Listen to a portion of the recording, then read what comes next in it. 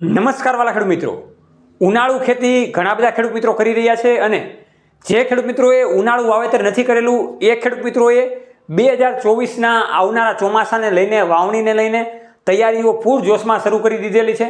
પછી એમાં કોઈ પણ પ્રકારના હાથી હાંકવાના હોય, સવડા મારવાના હોય, રોટાવીટર હાંકવાના હોય કે પછી પાળા ચડાવવાના હોય, આ બધી પ્રક્રિયાઓની ખેડૂત મિત્રોએ શરૂઆત કરી દીધેલી છે। એટલા માટે ખૂબ ખૂબ શુભકામનાઓ 2024ના વાવણીને લઈને। તો હું આપણી સાથે સાગર રાસડિયા ખેડૂત પુત્ર આપ સૌ ખેડૂત મિત્રોનું હાર્દિક સ્વાગત કરું છું। ખેડૂત છે તો જગત છે એવા હેતુથી અવારનવાર ટેકનોલોજીકલ અને ડિજિટલ ખેતીવાડીની માહિતી આપણે લાવતા રહીએ છીએ, જેના કારણે ખેડૂત મિત્રો માહિતગાર બને, ઓછી જમીનમાં ખૂબ સારું એવું ઉત્પાદન મેળવી શકે। ત્યારે આ વિડીયોમાં વાતચીત કરવાની છે કે ભાઈ ઓરવીને જે ખેડૂત મિત્રો વાવવા માંગે છે એને હકીકત ઓરવીને વાવેતર કરવું જોઈએ અને ઓરવીને વાવેતર કરતા પહેલાં કેવા કેવા પરિબળોને ધ્યાનમાં રાખવા જોઈએ જેથી કરીને એક સારી એવી ટેકનિકલ ખેતી આપણે કરી શકીએ અને 2024માં ઉત્પાદનમાં આપણે ડંકો વગાડી શકીએ।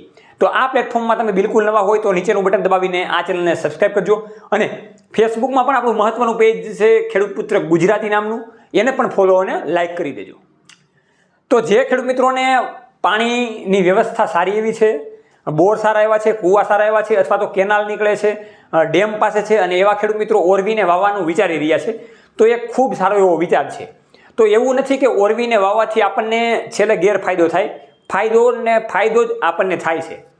હવે ઓરવીને વાવવાનો આપણે સમયગાળો ખેડૂત મિત્રો વાતચીત કરીએ તો અત્યારે ફૂલે ફૂલ પૂરજોશમાં તડકા પડી રહ્યા છે। આગળના હજી 15 દિવસમાં પણ તડકાનો પારો સારો એવો વધે, ગરમીનો પારો સારો એવો વધે અને ગરમી પણ વધે એવી શક્યતાઓ રહેલી છે।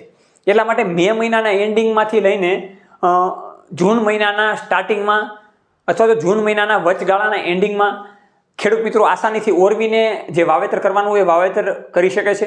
એ પછી કપાસ હોય, મગફળી હોય કે કોઈ પણ બીજા પણ પાકો હોઈ શકે। હવે વાવેતર કરતાં પહેલાં કેવા કેવા પરિબળોને ધ્યાનમાં રાખવા, તો એવા મેઇન 2 થી 3 પરિબળો ખેડૂત મિત્રો બહુ જ અગત્યના છે। એમાં પહેલું પરિબળ છે કે જે જમીનની ચકાસણી। અત્યાર સુધીમાં ઘણા બધા એવા ખેડૂત મિત્રો હશે, આમ ગણીએ તો 99% ખેડૂત મિત્રો કે જમીનની ચકાસણી કર્યા વગર આપણે વાવેતર કરી દઈએ છીએ। એક ખૂબ મોટી આપણી નુકસાની છે। શા માટે નુકસાની છે એ તમને જણાવું તો જમીનની ચકાસણી આપણે નથી કરતા એટલે આપણને ખબર નથી કે આપણા જમીનમાં કેવા કેવા પ્રકારના ગુણધર્મોનો સમાવેશ નથી થતો, કેવા કેવા ગુણધર્મો આપણને નડે છે અથવા તો ખૂટે છે। તો એ રીતના આપણે ખાતર નાખવું, એ રીતના દવાનો છંટકાવ કરવો, એ રીતના ઓર્ગેનિક વસ્તુ આપણે આપવી। તો જમીનની જો ચકાસણી કરેલી હોય તો એક તો મહત્વનું એ કે એમાં કેવા કેવા પ્રકારના આપણી જમીનમાં ન્યુટ્રિશન ઓછા છે, વધારે છે એની ખ્યાલ આવે। બીજું એ કે કપાસ અથવા તો મગફળી આપણે વાવવાના હોઈએ તો કપાસ માટે કેવા કેવા જમીનમાં પોષક તત્વો હોવા જોઈએ, મગફળી માટે કેવા કેવા પોષક તત્વો હોવા જોઈએ એને આપણને ખ્યાલ હોવી જોઈએ। એટલે જમીન ચકાસણી પહેલો ફેક્ટર બને છે।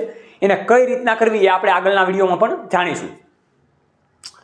બીજું ફેક્ટર આવે છે કે પાકના આધારે વાવણી આપણે કરી શકીએ, એટલે કે કપાસ અથવા તો મગફળી વાવવાની હોય તો એ કેટલાની જાળીએ વાવવાની છે અથવા તો કેવા પ્રકારનું વાવેતર કરવું છે, કેરા બાંધીને કરવું છે, ચાસ પાડીને કરવું છે, જો ટપક સિંચાઈ પદ્ધતિથી કરવું હોય તો અત્યારથી કેવા પ્રકારનો પ્લાન બનાવવો, આની પણ આપણી પાસે ખેડૂત મિત્રો માહિતી હોવી જોઈએ। અને બીજું એ ત્રીજી વસ્તુમાં એ આવે સારું બિયારણ અને સારી એવા દવા અને ખાતર। એમાં મહત્વનું આવે પાયાનું ખાતર। તો ખેડૂત મિત્રો પાયાના ખાતરની જો મારે મહત્વની નાની એવી વાતચીત કરવી છે તો અત્યાર સુધી આપણે ડીએપી જ વાપરતા આવ્યા છીએ અને હજી ઘણા બધા ખેડૂત મિત્રો ડીએપી વાપરવાના છે, પણ નાની એવી ભલામણ એવી છે કે થોડોક આપણે રસ્તો બદલીએ અને ડીએપીમાંથી બીજા ઘણા બધા માર્કેટમાં સારા એવા ખાતર મળે છે, ઓર્ગેનિક એવા પદાર્થો મળે છે કે જે ડીએપીથી નહીં પણ તાકાતવાન છે। તો એવા અવશેષોનો આપણે સમાવેશ કરીએ જેથી કરીને આપણી જમીનમાં જે વસ્તુની ઘટ હોય એ વસ્તુ પૂરી પડે અને ધીરે ધીરે ઓર્ગેનાઇઝેશન તરફ આપણી જમીન વળે અને ખૂબ સારી રીતે આપણે ઉત્પાદન મળે। તો આ 3 પ્રકારના ફેક્ટર છે। એટલે જે ખેડૂત મિત્રો ઓરવીને વાવવાનું વિચારી રહ્યા છે આસાનીથી વેલ બેસ્ટ ઓરવીને વાવી શકે છે અને આ રીતના સમયગાળામાં વાવી શકે છે, આ રીતના પરિબળોને ધ્યાનમાં રાખીને વાવી શકે છે। આગળના સમયમાં આપણે એ પણ વાતચીત કરીશું કે આગાહી મુજબ 2024માં કેવા પાકો ટોચ ઉપર રહેશે જેથી કરીને આપણે એ પાકોનું વાવેતર કરીએ અને એ પાકો થકી આપણે આપણું 2024નું વાવણીનું વર્ષ ખૂબ સારું એવું વિતાવીએ। બસ જોતા રહો રમેશની માટે ખેડૂત પુત્ર ગુજરાતી, ખેડૂત મિત્રોની સાથે। જય જવાન જય કિસાન, આ બંને છે આપણા દેશની શાન।